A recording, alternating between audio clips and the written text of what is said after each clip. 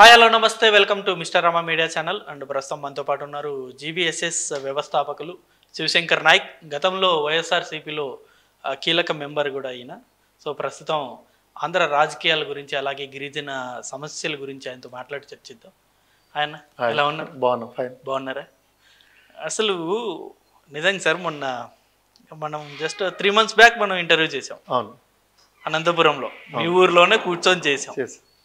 అప్పుడు మీరు నాకు ఒక మాట అన్నారు, ఖచ్చితంగా ఈసారి మళ్ళీ తక్కువ సీట్లతో వచ్చినా సరే జగన్ గారు గెలుస్తారని మీరు అన్నారు. నిజంగా ఇది ఊహించారా? నిజంగా 151 నుండి 11కి దిగిపోవడం అంటే నిజంగా అన్ఎక్స్పెక్టెడ్ నంబర్స్ ఇవి. అంటే వాస్తవానికి అదేదో అంటారు చూడు, బడలు వడలు ఏదో అదే సామెత ఉంది, అలా అవుతాయని మనం అనుకోలేదు. అయింది. దీనికి భవిష్యత్తులో చూద్దాం. ఎందుకంటే ఆ షాక్ అనేది ఇప్పటికీ మేము చాలామంది తేరుకోలేకున్నాం. అంటే నా పరిస్థితి చిన్నది, కానీ బడా నాయకులు ఊర్లు ఇడిచిపెట్టి ఇప్పుడు మేమని కనీసం పబ్లిక్లో ఉంటున్నాం, జనాల మధ్యలో ఉంటున్నాం, జనాలతో కమ్యూనికేషన్లో ఉన్నాం. చాలామంది అది కూడా లేకుండా అబ్స్కాండింగ్ మీకు తెలిసిందే, అలా ఉన్నారు. మనం వాటిని ఏం చేద్దాం? ఎందుకు అంటే పోస్ట్ మార్టం చేసుకున్నారా? అంటే ఏంటి అంటే మీ వరకు మీరు ఏమనుకుంటున్నారు? రీజన్స్ ఏమై ఉండొచ్చు? నా వరకు రీజన్స్ అయితే అంటే మీరు ఓవరాల్ గా చెప్తున్నారా, మా కమ్యూనిటీ వరకు? ఓవరాల్ గా అంటే స్టేట్ పరంగా ఓవరాల్ గా 11 సీట్స్ రావడం అన్నది, ఇప్పుడు మీరు సంక్షేమంలో ఏమాత్రం తక్కువ చేయలేదని మీరు అంటారు. ప్రతి ఇంటికి ఏదో రకంగా మీరు సంక్షేమం అనేది అందించారు. ముఖ్యంగా నవరత్నాల మీద మీరు ఎక్కువగా డిపెండ్ అయి ఉన్నారు. అలాంటి నవరత్నాలు కూడా మిమ్మల్ని కనీసం ప్రతిపక్ష హోదా కూడా తేలేని స్థితిలో ఉండిపోయింది. సంక్షేమం అంటే నన్ను వ్యక్తిగతంగా అడిగితే, ఎందుకంటే నేను ఎక్కడో మారుమూల గ్రామంలో పుట్టాను కాబట్టి, సంక్షేమం అంటే ప్రధానంగా ఏమి, ఉండడానికి ఇల్లు, రహదారులు, కరెంటు, నీళ్లు, ఏమి గ్రామీణ ప్రాంతాల్లో రైతులకు కావాల్సినటువంటి సదుపాయాలు, ఇవి ప్రధానంగా చెప్తాం. కానీ జగన్మోహన్ రెడ్డి గారి గవర్నమెంట్లో, ఉదాహరణకు మా గవర్నమెంటే అన్నాం, ఎందుకంటే ఇంకా మేము ఆ పార్టీలో ఉన్నాం, ఆయన కోసం మనం పనిచేసాం కాబట్టి, ఇక్కడ ప్రధానంగా ఏం జరిగిందంటే ఈ 5 సంవత్సరాల్లో ఎక్కడా కూడా ఏమి గ్రామీణ ప్రాంతాలకు రహదారులు కావచ్చు, ఇల్లు కావచ్చు, జగన్మోహన్ రెడ్డి గారు ఇవ్వడంలో పూర్తిగా విఫలమైనారు. ఈ విఫలం అవ్వడానికి ఎందుకనేది అది వాళ్ళు మంత్రివర్గం కావచ్చు, అతనికి చెత్త సలహాలు ఇచ్చి ఈరోజు ఓడిపోవడానికి కారణమైనటువంటి సజ్జల గారు కావచ్చు, అది చూసుకో.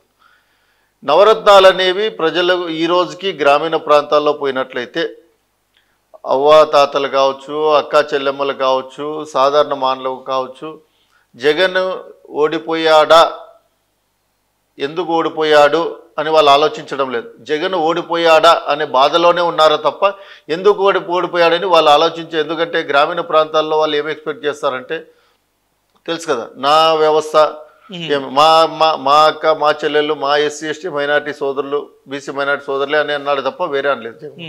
వాళ్ళందరూ కూడా ఎంత కావాలో అంత ఎక్స్పెక్ట్ చేసిన దానికంటే ఎక్కువ పెట్టాడు. కానీ ప్రజలు ఎందుకు ఈ విధంగా తీర్పిచ్చారంటే, నన్ను అడిగితే గిన అదే చెప్పాం కదా, మా అన్న సింహం సింగిల్గానే వస్తారు, వాళ్ళు గుంపులకు వచ్చినారు. ఈ కూటమి వల్లే ఓడిపోయారంటారు. కూటమి అనేది ప్రధానంగా అంటే నాకున్నటువంటి, నేను ఒక ఎడ్యుకేటెడ్గా, నేను ఒక నాయకుడిగా నేనేం చెప్తానంటే, ఆల్రెడీ తెలుగుదేశం పార్టీ కేవలం మన రాష్ట్రంలోనే కాదు, పక్క రాష్ట్రాల్లో కూడా బలమైన క్యాడర్ ఉంది. క్యాడర్ నాయకత్వ లక్షణాలు కానీ, నాయకుడు కానీ కింది స్థాయి వరకు తెలుగుదేశం పార్టీ బలంగా ఉంది. దాన్ని ఎవరు ఏం చెప్పినా కూడా మనం దాన్ని తుచ్చిపెట్టే పని లేదు. ఒకటి. రెండోది ఏమంటే, ఈ మధ్య కాలంలో జగన్మోహన్ రెడ్డి గారి మీద ఏ విధంగా సింపతి అయితే ఉన్నిందో, పవన్ కళ్యాణ్ గారి మీద కూడా అదే సింపతి ప్రజల్లో వచ్చింది. ఇవన్నీ కాకుండా నన్ను పర్సనల్గా అడిగితే, ఇది నా వ్యక్తిగతంగా, మోడీ గారు రామ మందిరం అయితే ఎప్పుడైతే కట్టేసి పూర్తి చేశారో, ఆ సమయానికి ఎవరైతే దైవభక్తి కలిగి ఉన్నారో, ఉదాహరణకు వైశ్యాస్ కావచ్చు, బ్రాహ్మణులు కావచ్చు, వీరశైవులు కావచ్చు, మన కామన్ ఎస్సీ ఎస్టీలు కావచ్చు, దైవం మీద ఎక్కువైతే భక్తి ఉన్నారో వాళ్ళందరూ ఇప్పుడు ప్రభాస్కి, చిరంజీవి గారికి, పవన్ కళ్యాణ్ గారికి ఏ విధంగా ఫ్యాన్స్ అయిపోయారో, అట్లా దైవభక్తి ఉన్న వాళ్ళందరూ కూడా మోడీ గారికి ఫ్యాన్స్ అయిపోయారు. సో బీజేపీ ఓట్లు ఆబ్వియస్లీ కలిసి వచ్చాయి. ఇప్పుడు మోదీ గారు ఎవరికి ఓటేయమంటే వాళ్ళకి, ఇప్పుడు జగన్మోహన్ రెడ్డి గారు ఫ్యాన్ గుర్తు మీద ఎవరు నిలబెడితే వాళ్ళకి ఓటేయమంటే వాళ్ళకి వేస్తారు. అలాగే ఆ కూటమిలో కూడా కొన్ని ప్రాంతాల్లో ఆ విధంగా పవన్ కళ్యాణ్ గారి చరిష్మా కావచ్చు, క్యాస్ట్ ఈక్వేషన్స్ కావచ్చు, ఇవన్నీ కూడా బాగా పనిచేసాయనేది నా అభిప్రాయం. సో ఇంకా చాలామంది చాలా రకాలుగా మాట్లాడుతున్నారు. లైక్ మీ వైఎస్ఆర్సీపీలో ఉన్న కొందరు మంత్రులు చేసిన నోటి వ్యాఖ్యల వల్ల, దురుసు వ్యాఖ్యల వల్ల ఇలాంటి పరిస్థితి వచ్చిందన్నది చాలామంది అభిప్రాయం. ఇప్పుడు ఒక విషయం, రాజకీయాల్లో శత్రుత్వం ఉండొచ్చు కానీ వ్యక్తిగత విమర్శలు అనే దానికి అది తావులేదు. కానీ అలా కొంతమంది చేయడం కూడా చాలా రాంగ్. ఎందుకంటే మనం ఈరోజు సోషల్ మీడియాలో కావచ్చు, పత్రికల్లో కావచ్చు, మనం కంటిన్యూగా చూస్తూనే ఉన్నాం. ఎందుకంటే ఇది ఏమైపోతుందంటే పొలిటికల్గా విమర్శలు. ఈరోజు చంద్రబాబు నాయుడు గారు పెన్షన్లు ఇస్తున్నారు. ఈరోజు ఒకవేళ ఈ మంత్ కానీ పెన్షన్లు ఇవ్వకపోయింటే నెక్స్ట్ మంత్ ఇంకోటి నేను కూడా అడిగేవాడిని, అయ్యా చంద్రబాబు నాయుడు గారు 6 ప్యాక్ చెప్పారు, మీరేమి ఇంకా ఇంప్లిమెంటేషన్ చేయలేదని. ఎందుకంటే ఒక ప్రజాప్రతినిధిగా, ఒక నాయకుడిగా నన్ను అడిగితే అందులో తప్పులేదు. అంతేగాని వ్యక్తిగతంగా దూషించడం అది ఎక్కడికి పోతుంది? అలా చేసుకోవడం. అదే చెప్తున్నా కదా, ఇందాక మీరు అన్నారు స్విచ్ ఆఫ్ అని. ఆయనకి ఎవరైతే అలా చేశారో వాళ్ళందరూ స్విచ్ ఆఫే తప్ప మళ్ళా ప్రజల్లో ఉన్న వాళ్ళు ఏమి ఇబ్బంది లేదు కదా, ఏం లేదు. సో వాళ్ళు చేసిన ఇంపాక్ట్ మీ వైఎస్ఆర్సీపీ పార్టీకి పడింది, మీలాంటి వ్యక్తులు దాన్ని సఫర్ అవుతున్నారు. ఇప్పుడు చెట్టు అన్నాక ఎన్నో కాయలు ఉంటాయి, బుడం పోయినాక కాయలన్నీ పోతాయి కదా. మేము కాయలు మాత్రమే చెట్లలో, అంతేగాని మేము బుడమో కొమ్మలో కాదు కదా. ఒకవేళ సపోజ్ చెట్టులో ఒక కొమ్మను నరికినట్టయితే ఆ కొమ్మకు ఉన్నటువంటి కాయలన్నీ ఏ విధంగా వెళ్ళిపోతాయో అలాగా మా కాన్స్టిట్యున్సీలో కావచ్చు, మా జిల్లాలో కావచ్చు జరిగిన పొరపాట్ల వల్ల. సో ఇప్పుడు ఇంకొకటి, ఈవీఎం ట్యాంపరింగ్ అన్నది ఓ రకంగా సోషల్ మీడియాలో జరుగుతున్న ప్రచారం, నిజంగా దాన్ని మీరు నమ్ముతారా? నిజంగా ట్యాంపరింగ్ జరిగింది? నేను ఈవీఎం ట్యాంపరింగ్ అనేది అస్సలు నమ్మను. అలా నమ్మే పరిస్థితి ఉంటే మా ప్రియతమ నాయకుడు జగన్మోహన్ రెడ్డి గారికి అప్పుడు 150 వచ్చినాయి, అప్పుడేమన్నా? అదే కదా. సరే, ఇప్పుడు ఈవీఎం ట్యాంపరింగ్లు అనేది, ఈవీఎంలు అనేది ఎవరి భారతదేశంలో మోడీ గారి కంట్రోల్లో ఉంటాయి. ఆయన ఇది మీ హైదరాబాద్ కదా, ఈరోజు తెలంగాణ రాష్ట్రం కదా, మరి ఇక్కడ ఎందుకు గెలవలేకపోయారు? ఆయన కర్ణాటకలో ఎందుకు గెలవలేదు? అధికారంలో నుండి ప్రతిపక్షానికి వచ్చారు. చెప్పండి. కాబట్టి ఇవన్నీ కూడా నేను నమ్మను. అంటే మీ నాయకులే దాన్ని ఎక్కువగా హైలైట్ చేస్తున్నారు. ఏదో చెప్పుకోవడానికి కారణం కావాలి కదా ప్రజలు. ఇప్పుడు ఇందాకన్నా ఫస్ట్లో మనం మాట్లాడేటప్పుడు గ్రామీణ స్థాయిలో అయ్యో జగన్ ఓడిపోయాడా అని అవ్వాతాతలు అక్క చెల్లెమ్మలు బాధపడుతున్నారే తప్ప ఎందుకు ఓడిపోయారని ఆలోచించేంత బ్రాడ్ మైండ్ వాళ్ళది కాదు. వాళ్ళ మైండ్స్ డైవర్ట్ చేయడానికి ఏదో ఒక కారణం. అదే ఇప్పుడు స్టిల్ అదే, ఇప్పుడు మీ సిద్ధం సభలు చాలా చోట్ల జరిపారు, లక్షలాది మంది వచ్చారు. ఎక్కడ సభ పెట్టినా జగన్ గారు ఈవెన్ రోడ్ షోలు చేసిన లక్షలాది మంది జనాలు వచ్చారు. వాళ్ళన్ని ఓట్లు ఏమైపోయాయి అన్నది ఇప్పటికీ క్వశ్చన్ మార్క్. ఇప్పుడు నేను చెప్పా కదా, ఓటింగ్ శాతం అనేది గెలుపు ఓటములు అనేవి ఎప్పుడు కూడా ఇప్పటికీ 40% ఓట్లు వచ్చాయి జగన్ గారికి, ఏం తక్కువేం కాదు. గెలుపు ఓటములు అనేది ఎక్కడ తేడా కొడుతుంది? జస్ట్ నేరోలోనే. ఇప్పుడు మనం 5 మంది ఉన్నాం ఈడ, మన ఇద్దరు ఒకవైపు, వాళ్ళిద్దరు ఒకవైపు, ఒకరు ఒకవైపు, అంటే ఆ ఒకరు ఎవరి వైపు వేస్తారో వాళ్ళకే మెజారిటీ. అంతే తప్ప మనం ఇప్పుడు అట్లా అని చెప్పి వాళ్ళు ఇద్దరున్నారు, మనం ముగ్గురున్నాం, 1 ఓట్తో గెలిచినా కూడా వాళ్ళిద్దరు పార్టీలో ఉన్నారు కదా. ఇప్పుడు జగన్మోహన్ రెడ్డి గారికి కూడా 40,000 అంటే దాదాపు 40% ఓట్లు ఉన్నాయి కదా. అంటే 40% పబ్లిక్ మన వైపు, 140 మంది మన వైపు ఉన్నట్టే కదా. చెప్పండి. సో ఇదే ధైర్యంతో ఇప్పుడు మొన్న ఒక స్టేట్మెంట్ ఇచ్చారు జగన్ గారు, అంటే చెప్పారో లేదో కానీ న్యూస్లో అయితే వచ్చింది. అంటే ఈ రిజల్ట్ చూశాక నేను హిమాలయాలకు వెళ్ళిపోదాం అనుకున్నాను, బట్ 40% వచ్చిందని ఆగాను అన్నది ఒక మాట. అది ఏ పేపర్లో వచ్చింది చెప్పండి, అది ఏ పేపర్లో వచ్చింది? సో పేపర్ బట్టి న్యూస్ ఉంటుందా? హిమాలయాలకు పోయేకి ఏముంటుంది చెప్పదు, అది ఏ పేపర్లో వచ్చింది? పోనీ ఏ టీవీలో? ఇప్పుడు జగన్మోహన్ రెడ్డి గారు ఏదైనా వాయిస్ ఇచ్చే ముందు ప్రెస్ మీట్ పెట్టే ఇస్తారు కదా, అది ఏ పేపర్లో, అది ఏ వాయిస్ వచ్చింది? ఇప్పుడు కనీసం సోషల్ మీడియాలోనో లేదంటే టీవీలోనో అది బాగా చక్కర్లు కొట్టేది కదా. హిమాలయ పేపర్లోనే వచ్చింది, మీరు చూసారా? అదే నేను అదే కదా మీకు అంటే, అది ఏ ప్రధాన పేపరో మీరు చూసుకోండి అంటున్నా. అది కూటమి పేపరా వైసీపీ పేపరా అని మీరే చూసుకోండి అంటున్నా. అది అలా అంటే అలా అనుకునేది అయితే మీ పేపర్లోనే వచ్చేదా? అలా అనుకునేది అయితే సాక్షిలోనే వస్తుంది కదా. నిజంగా జగన్మోహన్ రెడ్డి గారు ఆ మాట మాట్లాడింటే ఈనాడు పేపర్లో రావాల్సిన అవసరం లేదు కదా. అలాంటి అవసరం ఏదో ఉంటే సాక్షిలోనే వచ్చేది కదా, నీట్గా ఫోటో పెట్టి మ్యాటర్ వేసేది కదా. కాబట్టి అది ఫాల్స్. జగన్మోహన్ రెడ్డి గారు 18 నెలలు జైల్లో ఉన్నప్పుడే ఆయన హిమాలయాలు పోవాలనే ఆలోచన రాలేదు. ఇప్పుడు ఓడిపోయిన దానికి ఆయనకేం ఈరోజు ఏమైనా కొత్త చెప్పండి. సో ఇప్పుడు మళ్ళీ బౌన్స్ బ్యాక్ అవుతారా నిజంగా? 11 నుండి మళ్ళీ అధికారం దిశగా అడుగులేస్తారా? ఇప్పుడు 151 సీట్లు వచ్చిన జగన్మోహన్ రెడ్డి గారే నిలబెట్టుకోలేకుండా ఉన్నారు గవర్నమెంట్. ఇంకా 164 వచ్చినా వీళ్ళేం నిలబెట్టుకుంటారన్నది మా సందేహం. ఇంకోటి, రాజకీయాల్లో మీకు తెలిసిందే చంద్రబాబు నాయుడు గారు బీజేపీ ఎన్నిసార్లు క్రాస్ అయిందో. భవిష్యత్తులో పవన్ కళ్యాణ్ గారు వాళ్ళు కూడా క్రాస్ అవుతారో లేదో వెయిట్ చేసి చూడాలి. సో వైసీపీ నాయకులు కోరుకుంటున్నారు పవన్ కళ్యాణ్ అండ్ చంద్రబాబు నాయుడు గారి మధ్య డిస్టర్బెన్స్ రావాలి, విడిపోవాలి అని. రాజకీయాల్లో కర్ణాటక పాలిటిక్స్ లాగా తయారవుతుంది భవిష్యత్తులో ఆంధ్రప్రదేశ్. ఆడ జేడీఎస్ కాసేపు కాంగ్రెస్ తోనూ కాసేపు బీజేపీతోనూ ఉంటుంది. అలాగే మేము కూడా కోరుకుంటాం భవిష్యత్తులో ఏదైనా అవకాశం ఉంటే పవన్ కళ్యాణ్ గారు వైసీపీతో కలిసి టైఅప్ అయి భవిష్యత్తులో రాజకీయాలు నడపవచ్చు కదా అని. సో ఇంకొకటి న్యూస్ చాలా వైరల్ అయింది, వైఎస్ఆర్సీపీ పార్టీని కాంగ్రెస్లో విలీనం చేస్తారని, జగన్ గారు వెళ్ళి డికే కుమార్ని కలిశాడని, ఇలాంటి ప్రతిపాదన పెట్టాడని ఒక న్యూస్ సర్క్యులేట్ అవుతుంది. జగన్మోహన్ రెడ్డి గారు ఎట్టి పరిస్థితుల్లో నా వ్యక్తిగత అభిప్రాయం వాళ్ళు కాదు, ఆయన కలిసే ప్రసక్తే లేదు, కలవరు. ఎందుకంటే కాంగ్రెస్ ఆఫీస్లో నేనే స్వయంగా హర్యానా సీఎం కొడుకు కుల్దీప్ అని ఉన్నారు, ఎక్స్ సీఎం మాజీ సీఎం కొడుకు, అతను స్వయంగా అన్నాడు how is that fellow Jagan అంటే ఈజ్ ఫైన్ సార్ అంటే అతను మాట అన్నాడు. అతనికి నేను లాట్ ఆఫ్ టైమ్స్ కాంగ్రెస్ పార్టీలో కలిసిపోమని చెప్పి రాహుల్ గాంధీ గారు చెప్తే నేను వెళ్ళి కలిశాను. నేను ఈ విషయం ఎవరికి తెలుసు, తాడిపత్రి దివాకర్ రెడ్డి కొడుకు జేసీ పవన్కి తెలుసు, సబితా ఇంద్రారెడ్డి కొడుకు కార్తిక్ తెలుసు, వి ఆల్ ఆర్ బోత్ అంటే క్లోజ్ ఫ్రెండ్స్. అప్పుడే జగన్ ఒప్పుకోలేదు కాంగ్రెస్లో కలవడానికి, ఇప్పుడు ఎందుకు ఒప్పుకుంటాడు చెప్పండి? అంటే 11 సీట్లే వచ్చాయి కదా, మరి ప్రతిపక్షం కూడా లేదు కదా. సీట్లతో ఏం పని, ప్రతిపక్షంతో ఏం పని? పోరాడతాం, ప్రజల్లో వెళ్తాం. ఈ రోజేం కొత్త కాదు కదా ఆయనకి పాదయాత్రలు చేయడము, ప్రజలతోనూ కేసులు పెట్టించుకోవడం, జైలుకి పోవడం, ఇవన్నీ ఏం కొత్త కాదు కదా. చెప్పండి, మళ్ళీ గట్టిగా రిటర్న్ అవుతారు ఖచ్చితంగా. దాంట్లో ఏం అనుమానం, ఆలోచన, సందేహపడాల్సిన అవసరమే లేదు. ఖచ్చితంగా వైసీపీ భవిష్యత్తులో పుంజుకుంటుందన్న నమ్మకం. కానీ ఇటువైపు చంద్రబాబు నాయుడు గారు ఇచ్చిన హామీలన్నీ నెరవేర్చే దిశగా ముందడుగులేస్తున్నారు. 4000 పెన్షన్ ఆల్రెడీ స్టార్ట్ అయిపోయింది. మళ్ళీ వచ్చేసి మెగా డిఎస్సి మొన్న సైన్ అయిపోయింది, ఆ ప్రాసెస్ ఉంది. ల్యాండ్ టైటిల్ రద్దు చేశారు, అన్న క్యాంటీన్ మళ్ళీ ఓపెన్ చేస్తున్నారు. ఇవన్నీ స్టార్ట్ అయిపోయింది. మరి జనాలు చంద్రబాబు నాయుడు గారి వైపే ఉంటారు కదా. జగన్మోహన్ రెడ్డి గారి వైపు ఏమంటే జగన్మోహన్ రెడ్డి గారు ఇవన్నీ హామీలు నెరవేర్చలేదా? 99% హామీలు ఆయనే నెరవేర్చండి కదా. సో హామీలు అనేవి గెలిపించమంటారా? సంక్షేమం ఖచ్చితంగా సంక్షేమం అనేది ప్రజల్లో పనిచేయదు.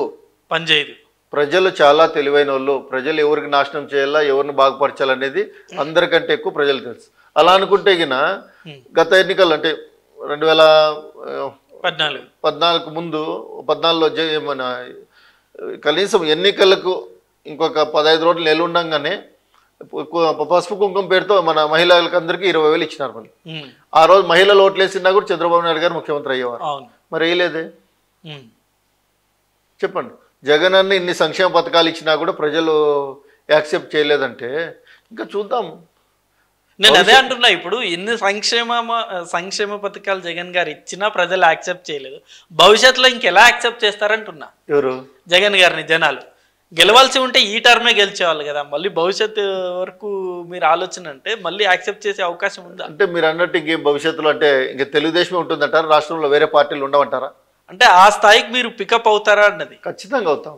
ఇప్పుడు గతంలో జగన్ గారికి 151 వచ్చినప్పుడు కూడా అందరూ ఇదే అన్నారు. ఏమని? తెలుగుదేశం పార్టీ పని అయిపోయింది, తెలుగుదేశం క్లోజు, తెలుగుదేశం దారులన్నీ మూసిపోయినారు, ఇంకా ఏం దిక్కు లేదు, దివానం లేదు, చంద్రబాబు నాయుడు జైలుకి అయిపోతేనే అయ్యో అయిపోయా, తెలంగాణలో ఇక్కడ పోటీ చేయకపోతే అయ్యో అయిపోయాను, అటువంటిది లేచి పుంజుకుంది కదా. ఒకేసారి మనం కిందకి చిన్నగా ఇట్లా బాల్ ఇసిరినా కూడా పైకి వెళ్ళి తగిలినట్లయింది కదా. ఇప్పుడు జనరల్గా బాల్ కిందకి వేస్తే ఈ హైట్ రావాలి, ఇది హైట్ రావాలా, కానీ ఒకేసారి ఆకాశాన్ని హైట్ పోయింది కదా. చూద్దాం. ప్రజలు అంత ఇది కాదు కదా, అంత అవివేకులు కాదు కదా. ప్రజలకు మీ పార్టీకి ఇంకో అతిపెద్ద డ్యామేజ్ వైఎస్ షర్మిల గారు, అది యాక్సెప్ట్ చేశారా? వైఎస్ షర్మిల గారి వల్ల వైఎస్ఆర్సీపీ పార్టీ ఓ రకంగా డ్యామేజ్ జరిగింది. షర్మిల గారి వల్ల పార్టీ డ్యామేజ్ అంటే కాస్త కూస్త జరిగిన మాట వాస్తవం, కానీ వాళ్ళ కుటుంబ వ్యవహారాలు మనం అది ఆ స్థాయి కాదు. పార్టీ పరంగా 100% షర్మిల అక్క గారి వల్ల వైసీపీ పార్టీకి అన్యాయం జరిగింది. కాస్తో కూస్తో. మెయిన్ కడప వాళ్ళు గుండెకాయ లాంటి కడపనే చేజారింది. 7 స్థానాలు అక్కడ కూటమి గెలిచింది. వెయిట్ చేద్దాము, తప్పేముంది దాంట్లో చెప్పు. ఇప్పుడు వెయిట్ చేద్దాం. ఇప్పుడు 23 నుంచి 164కి వచ్చిందే టీడీపీ, మాది 11 నుంచి 175కి ఎందుకు రాదు? నెక్స్ట్ చూద్దాం. ఎవరి ఆశలు వాళ్ళవి, ఎవరి నమ్మకం వాళ్ళది. మాకు జగన్మోహన్ రెడ్డి గారి మీద నమ్మకం ఉంది, ఆయన పుంజుకుంటారనే ఆత్మవిశ్వాసం మాలో ఉంది. ప్రజలు ఆయన ఈసారి కాకపోతే నెక్స్ట్కి యాక్సెప్ట్ చేస్తారనే ధైర్యం మాలో ఉంది. కాబట్టి వెయిట్ చేద్దాం, దాంట్లో తప్పేముంది. రాజకీయం అన్నాక ఏముంది? ఇప్పుడు రోడ్డు అన్నాక అప్ అండ్ డౌన్స్ ఉంటాయి కానీ స్ట్రెయిట్ అవే ఒకటే ఉండదు కదా. ఎచ్చులు ఉంటాయి, తగ్గులు ఉంటాయి, గుంతలు ఉంటాయి. ఇప్పుడు మనం ప్రతిదీ చూసుకొని పోవాలి కదా. ఇది కూడా అంతే రాజకీయాల్లో. ఒకసారి మనం దారి తప్పినాము, రెండో తూరి దారి తప్పే అవకాశం లేదు కదా. కాబట్టి మా నాయకుడు సమర్థవంతమైన నాయకుడు. కొంతమంది కోట్రే ఆయన చెడుగొట్టినాయి. ఇప్పటికైనా ఆయన జ్ఞానోదయం కాకపోతే మనం ఏం చేయాలి? స్టిల్ మీరు ఇందాక మెన్షన్ చేశారు సజ్జల గారి వల్ల కొంత డ్యామేజ్ అయింది అనేది. కొంత కాదు, చాలా అయింది, ఇంక్లూడింగ్. ఎందుకంటే నాకు కూడా ఆయన వల్లే నష్టం జరిగింది. ఆయనకి ఎందుకంటే ఎన్నోసార్లు పోయి ఒక 10-15 సార్లు పోయి మనం పార్టీ నుంచి సంపాదించింది లేదు కానీ ఆయనకు వెళ్ళి మనం ప్రత్యక్షంగా కలిసి కనీసం ఒక అపాయింట్మెంట్ అని ఫిక్స్ చేయండి, లేదంటే ఏదైనా ట్రైబల్స్ కోసం ఏదైనా పదవి ఇవ్వండి, లేదంటే గిరిజన సంక్షేమ పథకాలన్నీ రద్దయినాయి, ఇవి ఇంప్లిమెంటేషన్ చేస్తే గిరిజన గ్రామాల్లో కొద్దిగా చైతన్యం వస్తుంది అని చెప్పాల్సినవి అన్ని సజ్జల గారికి చెప్పాము. ఆయన అక్కడ దాకా తీసుకెళ్ళలేదు. ఆయన అక్కడ దాకా తీసుకెళ్ళలేదు కాదు, తీసుకెళ్ళడు అని మాకు అర్థమైంది. ఎందుకంటే తీసుకెళ్ళి అంటే కనీసం మేనిఫెస్టోలో అయ్యో ట్రైబ్స్ ప్రాబ్లం ఏమున్నాయి, ఎస్సీల ప్రాబ్లం ఏమున్నాయి, లేదంటే చాలామంది ఇప్పుడు ఎందుకు వైసీపీలో చాలామంది ఎమ్మెల్యేలు ఏడ్చుకుంటూ బయటకు వచ్చారు. ఉదాహరణ మా కాపు రామచంద్రరెడ్డి, మా పక్కన కాన్స్టిట్యున్సీ ఎమ్మెల్యే, ఆయన ఎంత సఫర్ అయినాడు. పక్కన రూమ్లోనే జగన్మోహన్ రెడ్డి గారు సీఎం గారు ఉండి కనీసం ఆయనకు అపాయింట్మెంట్ ఇవ్వకపోవడం ఏంది 3 days. ఈయన సజ్జల గారు వస్తారంట, జగన్ బాబు గారు కళ్యాణదుర్గం రాయదుర్గం గెలిపించుకొని వస్తే నీకు ఏదైనా ఇస్తారంట అన్నారు. ఆయన బాధ ఏమి, నేను మూర్తూరు ఎమ్మెల్యే, వీడు ఆఫ్టర్ ఆ రోజు వార్డు మెంబర్ కాలేడు సజ్జల గారు, వీరి మాటలు నేనేది వినేదని రామచంద్రరెడ్డి గారు బాధపడ్డారు. మిస్టేక్స్ ఉన్నాయండి పార్టీలో, చెప్పుకుంటూ పోతే చాలా ఉన్నాయి. ఏం చేద్దాము?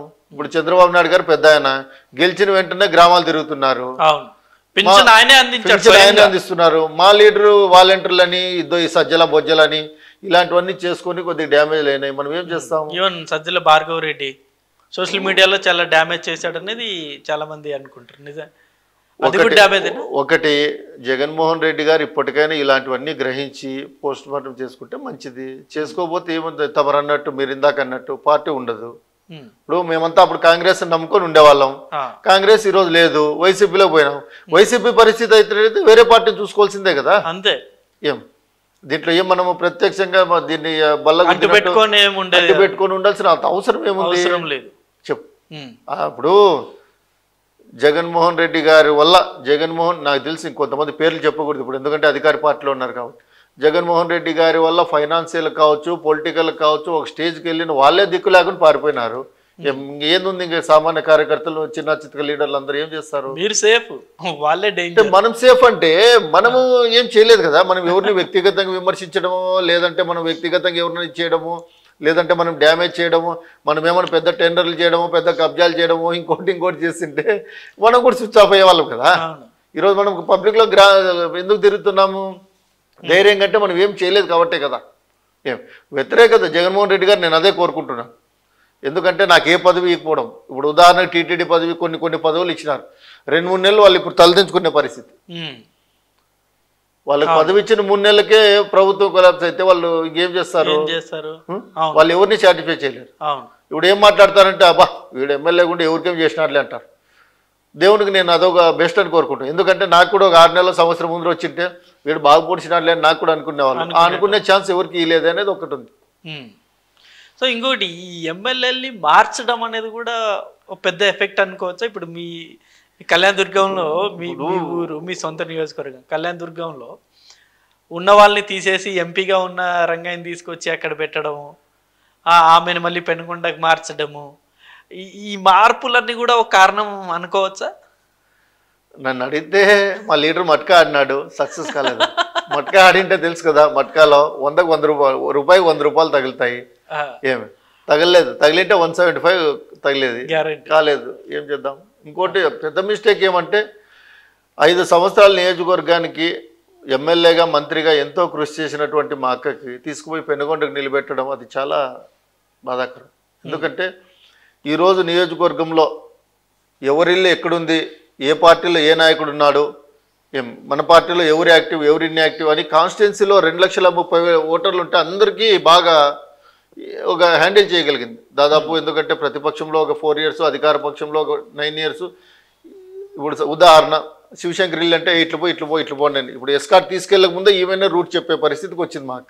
అటువంటి తీసుకుపోయి పెనుగొండలో ఎవరిల్లు ఆడ ఎవరు లీడరు ఎవరింటికి అదేదో అంటారు చూడు, ఎవరు ఆస్తికి ఎవరు ఓనర్ అన్నట్టు తీసుకుపోయి అక్కడ నిలబెట్టడం చాలా ఇది.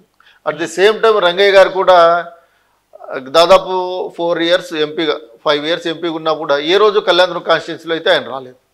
ఈ రోజు నీకు కళ్యాణదుర్గం ఇన్ఛార్జ్ ఇవ్వడం వల్ల ఏమైపోయిందంటే చాలా మంది జగన్మోహన్ రెడ్డి గారి కోటరీ ఏ విధంగా ఉండిందో ఈయన కూడా కోటరీ ఏర్పడింది. శివశంకర్ నాయక మినిస్టర్ మనిషి వీళ్ళు నమ్మొద్దు, పక్క పెట్టు రామా ఇతను శంకరనారాయణ మనిషి పక్క పెట్టు. ఈ రాజకీయాల్లో ఏమైపోతుందంటే మా అక్కగారు చేసిన గొప్ప పని ఏమంటే ఉషశ్రీ చరణ్ గారు ఈ రోజుకి నేను గర్వించదగ్గ విషయం ఒకటి ఉంది. స్టేజ్ మీద కూర్చున్నట్లయితే ఎస్సీ ఎస్టీ బీసీ XYZ ప్రతి ఒక్కరికి కూడా రెడ్డి కావచ్చు అందరికీ కూడా సమాన గౌరవం ఇచ్చేది. ఒకవేళ స్టేజ్ మీద ఇట్లా ఎవరైనా లేకపోతే కింద నుంచి కృష్ణ పైకి రా కూర్చో, నా తమ్ముని పిలిచాను. ఈ రంగయ్య గారి కోటరీ ఏమైపోయిందంటే చుట్టూ వాళ్ళ కమ్యూనిటీనే చేరుకోవడం వల్ల అది పెద్ద డ్రాబ్యాక్. సో కళ్యాణదుర్గంలో ఓట్లు అన్నది బదలాయించలేదు. లీడర్స్కి కావాల్సింది ఏమంటే లీడర్ ఎక్స్పెక్ట్ ఏం చేస్తారంటే కిలోమీటర్ దూరంలో ఉన్నా కూడా రగన్న కావచ్చు ఈ రోజుకి స్టిల్ కిరణ్ కుమార్ రెడ్డి గారు మాజీ ముఖ్యమంత్రి మాకు పెద్ద ఆయన పట్ల ఎందుకు ప్రేమ ఉంటుంది అప్పుడప్పుడు అంటే కిలోమీటర్ దూరం ఉన్నా కూడా నాయకు బాగున్నావా అనేవారు. మన జీవితానికి అంతకంటే ఏం కావాలి? ఒక ముఖ్యమంత్రి ఇప్పుడు జగన్మోహన్ రెడ్డి సార్ కూడా మొన్న అదే అన్నారు, మా అక్క తీసుకెళ్లి ఎస్టీ కమిషన్ చైర్మన్ ఇవ్వాల శివశంకర్ నాయక్ అంటే నాకెందుకు తెలుదమ్మా నాయక్ అనంతపూర్ నాయక్ ఏదో ఒకటి చేస్తాను వెయిట్ చేయి నేనున్నా కదా అని. నేను ఆ రోజు అనుకున్నాను గుర్తుపడతాడో పట్టడో ముఖ్యమంత్రి అయినాక ఎవరికేమో అని. ఇప్పుడు జనరల్గా ఎస్సీ ఎస్టీల్లో ఆత్మాభిమానం గౌరవాన్ని కోరుకుంటాం. ఆ ఒక్క ప్రేమ చాలు. మాకేం ఆయన 100 కోట్ల వర్క్ లేకపోతే ఇంకోటో ఇవ్వాల్సిన పనిలే, గౌరవాన్ని కోరుకుంటాం. ఆ గౌరవం అక్కడ దక్కిందని మేము అనుకుంటాం. రంగయ్య గారి దగ్గర అదే చెప్తున్నాం కదా, రిసీవింగ్ సరిగ్గా లేకపోవడము, ఈ కోటరీ అంతా నేర్పించడము. ఇప్పుడు ఎవరైనా ఇక్కడ రాజకీయాల్లో ఏమంటే సపోజ్ ఒకడు ఏదన్నా ఒకటి చేసి వస్తాడు, ఏమని నాకు ఎందుకులే మా హక్కు ఉందనే ఒక ధైర్యంతో ఏదన్నా ఎవరో నువ్వు అని చెప్పి పార్టీ కోసమో వ్యక్తిగతంగా చేస్తావు. అలాంటి టైంలో నువ్వు కూర్చోబెట్టి ఇది కాదు ఇదని సర్ది చెప్పాలి. కానీ నువ్వు తప్పు చేసినావు అని చెప్పి ఇంకా ఇప్పుడు ఇంట్లో చిన్నపిల్లోడు దొంగతనం చేస్తాడు తెలుసో తెలియకు, నీకు డబ్బులు కావాలా, దొంగతనం చేయడం తప్పు కదా, నన్ను అడిగితే నేను ఇస్తాను కదా అని చెప్తే వాడు దొంగతనం మానేసి నిన్ను అడుగుతాడు. దొంగతనం చేసినాడు కదా అని నువ్వు కొట్టి ఇంకా దూరం పెడితే వాడు ఇంకేముంది ఫస్ట్ దొంగగాను గ్రామస్థాయి దొంగ జిల్లా స్థాయి దొంగ అంతర్రాష్ట్ర దొంగగా తయారై వెళ్ళిపోతాడు. అటువంటివన్నీ మనం దొంగగా మార్చడం మేలా లేకపోతే వాడిని నచ్చ చెప్పడం మేలా? కొద్దిగా ఇంకోటి ఆయన వే ఆఫ్ డిఫరెంట్. పొలిటికల్గా ఆయనకు లక్షణాలు లేవు, ఉద్యోగస్తునిగానే ఆయనకు లక్షణాలు. ఎంపీగా ఉన్నప్పుడు కూడా అలాగే ఉండేవారా? ఎంపీగా ఉన్నప్పుడు అలాగే ఉండేవారు. అంటే మరి ఆయన కరప్షనిస్టు అది ఇది అని మేము అన్నాము కానీ హైవీ జెంటిల్మెన్, కానీ పొలిటికల్ లక్షణాలు అనేది తక్కువ. రిసీవింగ్ కానీ మాట్లాడడం కానీ. ఇప్పుడు పొలిటికల్గా కావాల్సింది ఏమంటే కిలోమీటర్ దూరంలో ఉంటే ఇరా బాగున్నావా, అన్నం తిన్నావా, టీ తాతావా, కాఫీ తాతావా, అది హంగామా చేస్తే వాడు అబ్బా అనుకుంటారు. వేర్ ఇస్ పొలిటికల్ హంగామా. ఇంకొకటి అసలు అన్నీ పక్కన పెడితే మెయిన్ వైఎస్ఆర్సీపీకి అతి కీలకమైన ప్రాంతం అంటే రాయలసీమ. సుమారుగా 52 సీట్లు ఉన్నాయి. అందులో ఎక్కువగా వస్తాయి స్థానాలు అనుకున్నది కడప, అనంతపూర్. అలాంటి స్థానాల్లో అనంతపూర్ 0 వైఎస్ఆర్సీపీ. అసలు ఏంటి అది, అసలు ఎలా అనంతపూర్ జిల్లా మొత్తం 0 ఎలా అయింది? ధర్మవరంలో కూడా కేతిరెడ్డి గారు ఆయన గెలిచిన దగ్గర నుండి ఇల్లు తిరిగాడు, ఆయన కూడా ఓడిపోవడం ఏంటి? అసలు ఏంది అది ఏంటి 0 అన్నది? నేను ఇందాక అంతే కదా మాట. ధర్మవరం విషయానికి వస్తే నన్ను వ్యక్తిగతంగా అడిగితే ధర్మవరంలో టౌన్లో నేసే వాళ్ళు ఏ కులస్తులకైతే ఓట్లు వేస్తారో వాళ్ళే గెలుస్తారు. ఇప్పుడు వ్యాపారస్తులు జనరల్గా పాలిటిక్స్ చేయరు. నేను ఫస్ట్ ఒక మాట అన్నా, రామ మందిరం ఎప్పుడైతే కట్టారో అప్పుడు పెద్ద ఫ్యాన్స్ అయిపోయారు బీజేపీ. ఇంకోటి నేను చూడంగా అంటే నా పర్సనల్గా నేను ఇప్పటివరకు ఏ రోజు ఆయన సత్యకుమార్ గారిని కలవలేదు కానీ highly talented, most network in India అంటే ఇండియాలో తీసుకున్నట్లయితే టాప్ 20 కానీ 30 కానీ ఆయన కూడా పేరు ఉంటుంది అంత నెట్వర్క్. ఉదాహరణ మన అనంతపురం జిల్లాలో నేను ఎప్పుడు ఏమనుకున్నా అంటే జేసీ పవన్ కుమార్ రెడ్డి గారిదే పెద్ద నెట్వర్క్ అనుకునేవాడిని. కమ్యూనికేషన్ అంటే రిలేషన్ మెయింటైన్ చేయడం. ఆయనకంటే పెద్ద మేధావి సత్యకుమార్. ఆయన నేను ఫస్ట్లోనే అనుకున్నాను ఈయన గెలిచే ఎడ్జ్ వచ్చేస్తుంది ఆటోమేటిక్గా అని. ఎందుకంటే కోటి సూర్యబాబు కానీ ప్రకాష్ మరి ఒక ఆది కానీ మరి కొంతమంది వీళ్ళందరూ కూడా ఎప్పుడైతే ఆయనకు సపోర్ట్ చేశారో పార్టీలోంచి బహిరంగ వైసీపీ, ఎందుకంటే అధికారంలో ఉండి కూడా రిజైన్ చేసి బయటికి పోయారు, నాకు అప్పుడు అనిపించేసింది ఓహో కొద్ది వేవ్ వస్తుంది. ఎందుకంటే పొలిటికల్లో క్యాస్ట్ ఈక్వేషన్స్ అనేది చాలా ఇంపార్టెంట్. అవును. ఇప్పుడు మన క్యాస్ట్ ఇప్పుడు నేనున్నాను, మా నియోజకవర్గంలో ఏ తాండాలో పోయినా కాస్తో కూస్తో అంటే వన్ సైడ్ చేయకపోయినా కూడా ఓ 20 to 30% ప్రభావం మనం అవతల వాళ్ళకి నచ్చ చెప్పడం కావచ్చు, స్పీచ్ ఇచ్చేదానికి కావచ్చు, లేకపోతే మనం వాళ్ళ మైండ్ని డైవర్ట్ చేయడం కావచ్చు, మనం ఎక్కడైతే నష్టపోతుంది, మన జాతి ఎక్కడ నష్టపోతుంది, మనం ఎక్కడ అభివృద్ధి చెందుతాం అని అవతల వాళ్ళకి మనం ఏ విధంగా భవిష్యత్తులో పైకి రావాలి, మన విద్యార్థులు ఏ విధంగా చదువుకోవాలి, మనం గ్రామీణ ప్రాంతాల్లో మన ఆచారాలు ఏ విధంగా పాటించాలి, ఇప్పుడు ఆధునిక కాలంలో మనం ఏ విధంగానే కొద్ది కొద్ది అవతల వాళ్ళు కూర్చున్నట్లయితే మనం వాళ్ళు బ్రెయిన్ వాష్ చేసేదాన్ని బట్టి ఉంటుంది.